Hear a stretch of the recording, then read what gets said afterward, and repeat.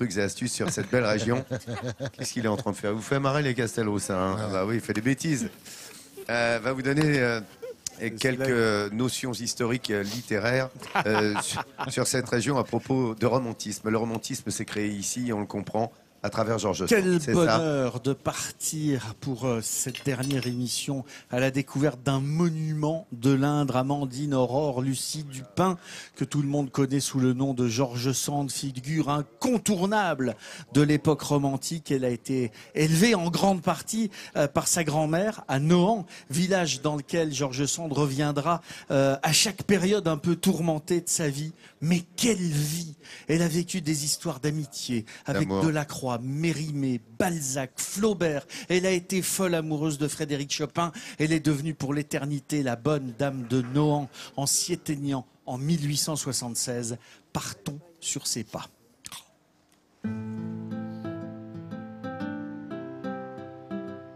Lorsqu'on part en promenade dans la campagne berrichonne, on marche parfois sans le savoir sur les traces d'une illustre écrivain français du 19e siècle. Femme célèbre pour son goût de la liberté et pour ses chefs-d'œuvre littéraires, Georges Sand a non seulement immortalisé le département dans ses livres, mais elle a surtout laissé l'empreinte de son passage aux quatre coins de l'Indre, des lieux passionnants que je vous propose de découvrir aujourd'hui.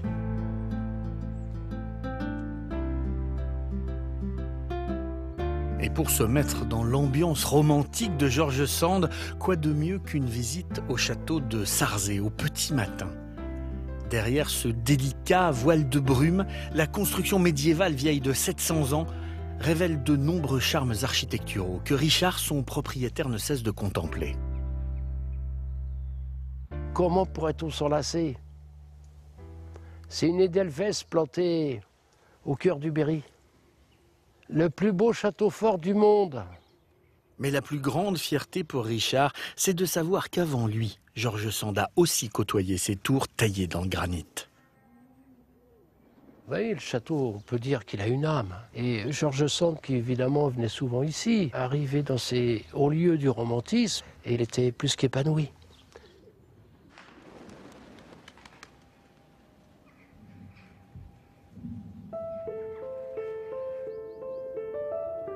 Le romantisme du 19e est toujours présent aujourd'hui. Et cela se confirme un peu plus lorsque la brume disparaît et que le château offre cette vue imprenable sur l'Indre. Ces paysages luxuriants nous invitent du regard à plonger dans le passé de Georges Sand, à l'époque où elle s'appelait encore Amandine Aurore Lucie Dupin. C'était ici, à l'aube des années 1800, au domaine de Nohant, que la petite fille venait rendre visite à sa grand-mère. Lorsqu'on pénètre dans cet endroit désormais ouvert au public, on est tout de suite captivé par la nature entourant la maison de l'écrivain. Un écrin de verdure dont les 1001 nuances de couleurs envoûtent quiconque y met les pieds. Au milieu de ce jardin, un peu magique, il n'est pas rare de croiser quelques habitués du lieu, tels Jean-Yves. Sous ces ginkgo biloba dont les feuilles tombent sous le poids de l'automne, le berrichon profite de ce tapis de feuilles aux reflets dorés. C'est l'endroit pour moi du rêve et du rattachement. On sent la nature qui va vers l'apaisement de l'hiver, et puis il y a toutes ces couleurs d'or qui arrivent. L'or est fait pour être partagé, pour être donné. Et peut-être c'est ça aussi ce jardin, quand on voit tout cet or répandu à nos pieds, mais on n'a qu'à se baisser pour le ramasser. Et je pense que Georges Sand vivait dans cette idée-là. Il faut partager, donner et faire vivre tout ça. L'inspiration romantique de Georges Sand, elle l'a sans doute trouvée dans ce jardin, car c'est dans cette propriété qu'elle écrivit plusieurs de ses œuvres majeures, telle La Mare au diable ou encore La Petite Fadette. Une résidence principale où elle avait également l'habitude de recevoir ses amis, compositeurs et écrivains comme elle. Pour Vinciane, une enfant du pays, les vies de cette maison et de Georges Sand n'ont plus aucun secret. Ici, en fait, il y avait tout le beau monde du romantisme qui venait. Ah oui, quelques belles personnalités. Elle reçoit Franz Liszt, elle reçoit Balzac, Elle reçoit de la croix. George Sand à Nohant, elle a toujours cultivé l'art et la manière de s'entourer des gens qu'elle aimait. Si de nombreux amis ont fréquenté la demeure, en entrant dans la maison, la tonalité se veut tout à coup plus passionnée.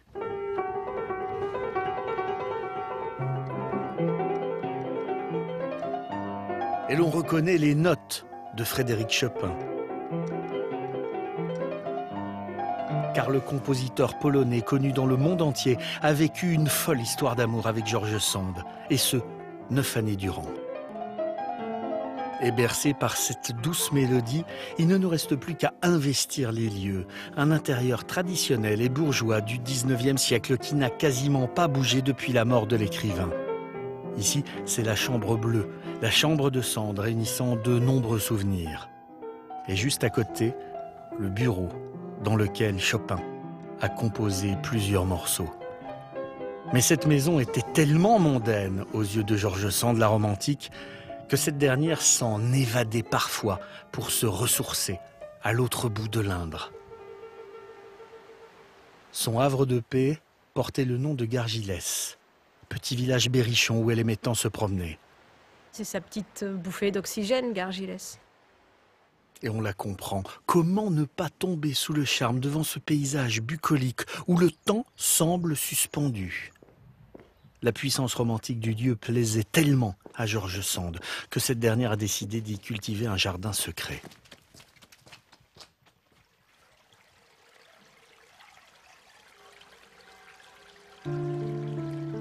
Voici le cocon où l'écrivain trouvait la quiétude. Une modeste maison, là aussi entourée de verdure, que Vinciane ne peut s'empêcher de contempler avec nostalgie. C'est un lieu chargé d'une certaine émotion, de son empreinte. On est derrière elle, on est dans son sillage, même si elle est morte depuis bientôt 150 ans. Il n'empêche qu'elle a passé ici quelques bons moments et qu'elle a donné à ce village quelques lettres de noblesse peut-être. Grâce à George Sand et à son œuvre, découvrir le département de l'Indre offre un voyage dans le temps unique. Un voyage au cœur d'un Berry romantique et de la littérature de George Sand.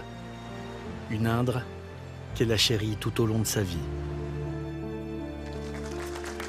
Image remarquable, sublime reportage et belle histoire que tu nous contes. Je l'ai aimé, je l'ai admiré, je l'ai vénéré. Aujourd'hui, dans l'auguste sérénité de la mort, je la contemple.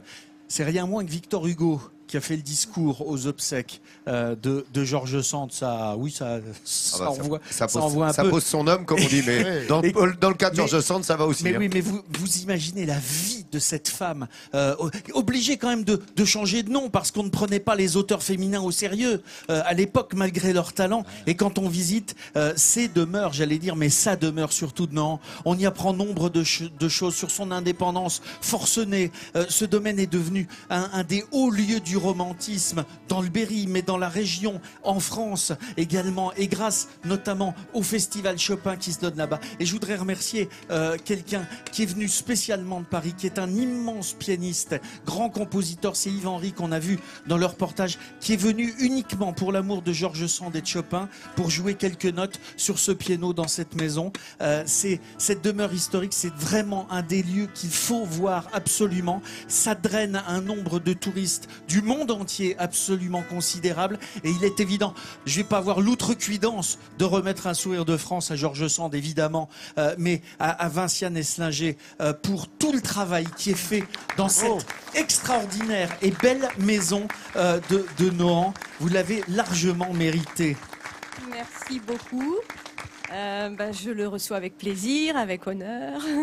Pas en mon nom personnel, je crois pas que ça a trop d'intérêt, au nom de toute l'équipe qui travaille sur place.